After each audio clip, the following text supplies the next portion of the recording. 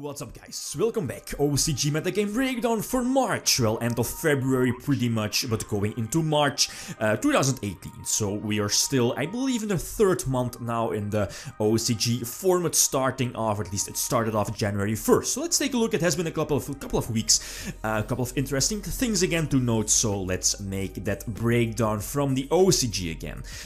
Let's take a look at Road of the King first again. Yeah, all props to Road of the King first of all, ready for Duel as well, for like deck lists, pictures, Caroloncho store as well for like a couple of pictures, and you know, pie charts, which will follow very soon here in the video. So again, all links will be in the video description.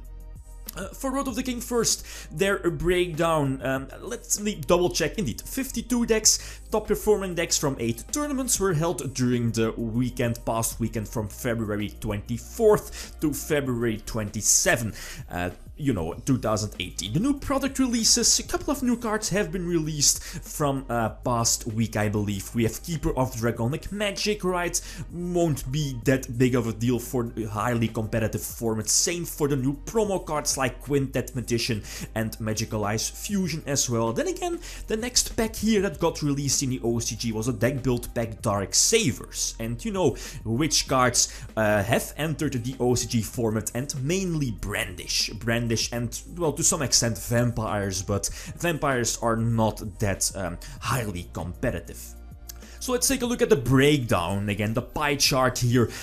Quickly, something that caught my attention when I first initially saw this particular pie chart is plants. Plants are gaining ground. I remember, I believe, a couple of breakdown videos ago, roughly like 1 or maybe 1.5 months ago, I think I mentioned in one of my videos that plants weren't really that much played, or they weren't really in the top 5 most deck, or at least I faded away, and that's that's different from now. Plants are currently, with these statistics and these results, the most represented and the most popular deck currently in the OCG. So you know, like it's over, at least they're much more represented compared to something like Magicians, Pendulum Magicians, Electromite Shenanigans, and Zephyras as well. We have ABCs, come back to that in a couple of moments, same for Gokis, and a couple of others like Altergeist, 60 card decks, etc. So first of all, let's take a look at plants. The deck build, the deck list you see here was played by a couple of top-notch players from the OCG. We have like the 2017 World Champion that took this particular list and went 6-1-1, finished second place in the particular tournament. Another player, also like a World Championship participant, went 4-2-2, but eventually that was like first place with this particular plant list.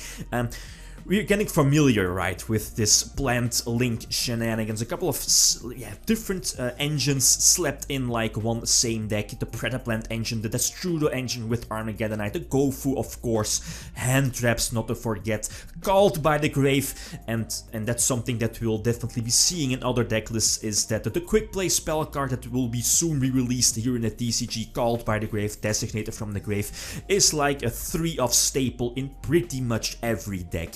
Red Reboot, on the other hand, not that much, depends on which deck, right? But if you're looking at plants, aka vomit your entire hand on the field to establish your board with Troymares, lock your opponent out of the duel, then something like Red Reboot can help you establish your board, and of course go for the OTK. So again, for plants, yeah, Call by the Grave and Red Reboot pretty much somewhat staple. Call by the Grave even more than Red Reboot. Then for the extra deck, or the side deck, apologies, nothing too spectacular. Signing the Maxis and Infinite Transcience, also one of those quote-unquote new staple cards soon for us TCG players. The one of Instant Fusion, again, quite interesting. No Brilliant Fusion off of the Predaplant engine, but you know, searching the Instant Fusion, going for Millennium Ice Restrict, shutting down the hand traps, same for Azathoth, all options, right? Then you have Magicians, Pendulum Magicians. Here we have a particular list that went 8-0-1, so one draw, first place, right? Nothing too spectacular outside of the fact that this particular player decided to pick up an old school tech again for Pendulum Magicians back, you know, a couple of years ago, and that's Mist Valley Apex Avian. Still a strong card, but, you know, not a lot of people prefer it since it's not really a pendulum monster and could be like a dead card in your hand / opening hand, but still, yeah, it's like a solemn judgment on Lex, right? So and that's something I like, is that with the Chronograph Sorcerer, the level 6, you can potentially special summon it off of your at least from your hand again to the field, potentially giving you 2 negations in one turn, right? So, or at least yeah, 2 negations in the same turn indeed. So again, quite interesting. Yeah, side deck in the Infantry and Science, the Artifact Engine and Red Reboot as well. The Zephyras on the other hand, and that's something that's again quite interesting, and that's for me at least new. Well, it's not new since we are seeing the Gen X engine here, quote unquote, splashed in Zephyras. You know that like a 1-card Gen X Undyne summon can lead into so many Troymare spam link shenanigans, like establish a super big board off of only 1 Gen X Undyne, and that's like super unfair. I've made a video about it with Mermills, you know, Sekka Mermills off of only 1 Gen X Undyne. You can go for like extra link, or, you know, just spam your field full of the Troymare combos, Unicorn, Cerberus and Phoenix and Griffin as well. Super disgusting. I will leave a link to that somewhere in the video description or maybe here in the video. But again, the fact that this particular Zephyr list opts to just splash in double Gen X Undyne, 1 Gen X controller, 1 Crystron Rosenix, and of course the Phantom Beast O-line to, you know, have that splashable yeah, engine in his deck to lead those, to lead to those degenerate and disgusting stuff is quite, it's again quite degenerate.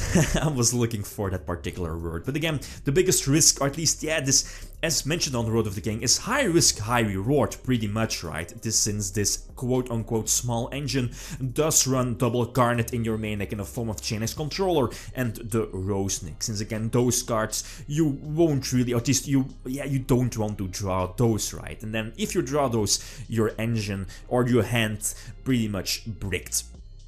As for the ABC list, seeing ABCs again popping up in the OCG is quite cool, since as you see here in the list, it's not really your to go to ABC build. At least if people ask me how to build ABCs, you know, I will just be saying like the rank 4 engine, maybe True Dracos, yeah, you know, the good old ABCs with or without the gadgets, etc. Rank 4 based. That's how I, you know, remember ABC. But if you look at this list, this is Link ABCs pretty much, right? We have like multiple hand traps, again, staple Link format, triple Maxi, triple Ghost Ogre, triple Ash Blossom, and so on. We have the Destrudo engine, of course, the Jet Synchron, triple Bulb.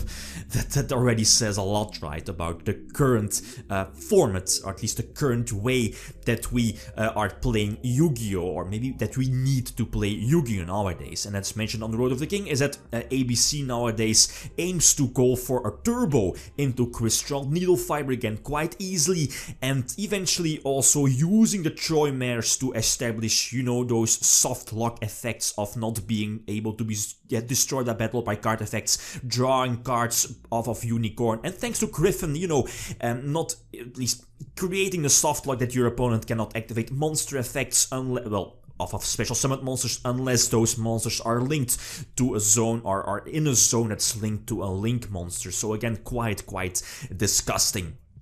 And, you know, as we are seeing here in the list, Daigusto Emerald is still legal in the OCG, so again, that's something where the OCG players can still use it and use its pot of avarice effect to refuel your engine, right? So again, quite interesting. But again, that's also something that has been mentioned, is that these ABC lists, or the fact that ABC is on the rise, might be a little bit too skewed. Well, depends and well on these particular tournaments. So it might be that, you know, with the breakdown from next week, that ABC might be like vanished. So again, the results or the statistics might be a little bit too skewed towards these specific tournaments. Other tournaments, we have like another tournament was won by Tricksters featuring Grinder Golem. Grinder Golem still at 2 in the OCG, so that gives players still the opportunity to splash it in their deck, since again one of Grinder Golem for us ECG players probably not worth it, right? Especially if you don't get Security Dragon. Pendulum Magicians as well, nothing too spectacular. We also have a Trickster list in another tournament here. 60 cards again, and that's something that baffles me, is the fact that Grass is still at 3 in the OCG and it's not doing anything, right? Something like Ash Blossom potentially keeps this particular 60 card deck / decks in check. A small Brandish engine, again quite interesting. And speaking of Brandish, again Brandish ended the format. A couple of ways to play Brandish, you know, they have the raid level 3.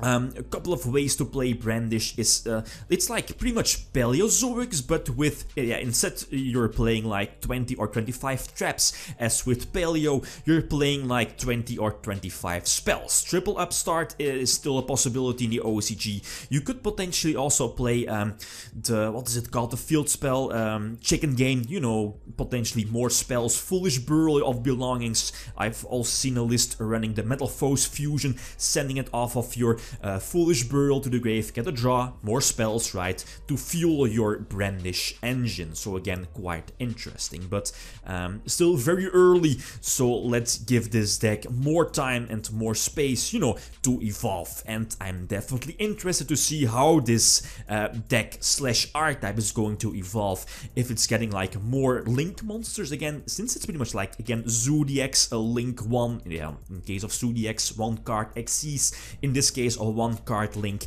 that could potentially lead to so much shenanigans again, right? Blue Eyes also popped up using like those new, quote-unquote, new tour guide, as in the, what is it called, the righty and lefty driver or something like that. Again, quite interesting. Blue Eyes is also getting new support in the form of like a huge monster reborn, so again, quite interesting. It probably won't put them at like top tier status, but it's like a cool boost. Same for Vampires. Vampires also got a new support, but it's definitely not enough. They can do some nice shenanigans with Sheridan, the rank 6 Exceed, maybe Bran as well, but it's definitely not enough. It's easily stopped by hand traps, for example.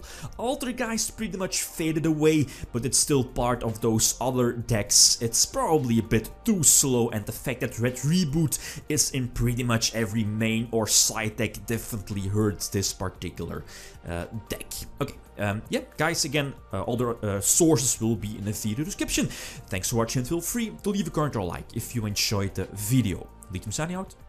Peace.